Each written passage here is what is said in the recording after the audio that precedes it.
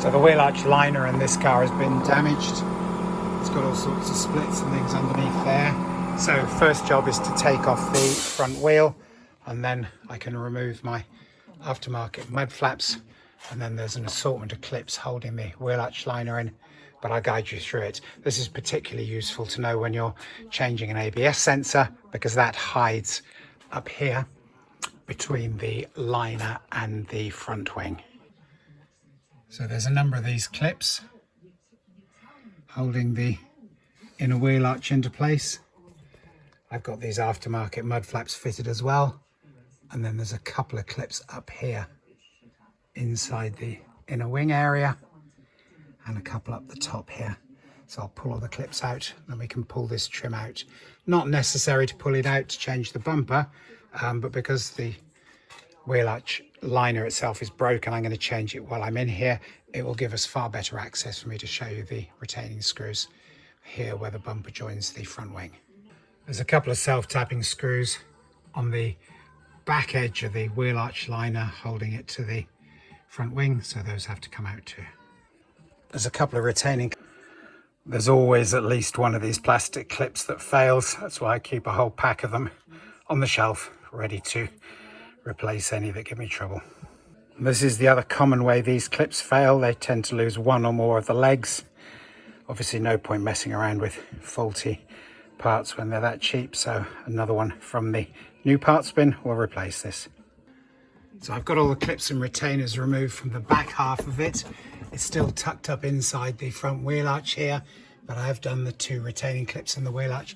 Just got to focus on the bolts that hold it here to the front subframe. You can see how some of these bolts that also hold on these air deflectors are also going into the Wheelarch liner. So we'll just whip those out and then we're away.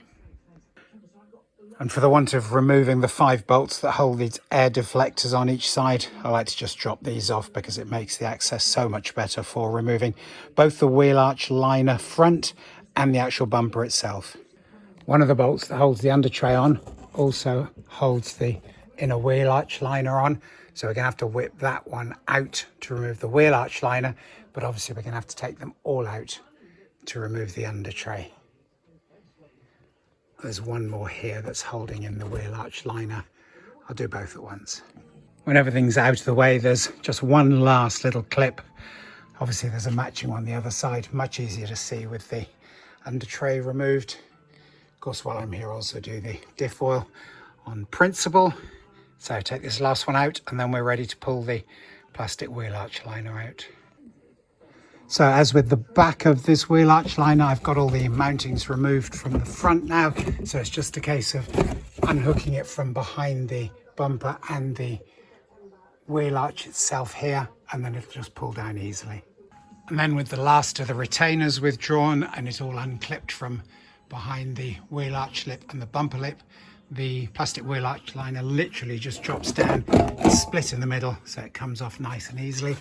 And you can see here there's a windscreen washer pipe, plenty of wiring, and the ABS sensor which goes down here into the back of the hub, but this goes up behind the Wheelarch liner here to the multi-plug.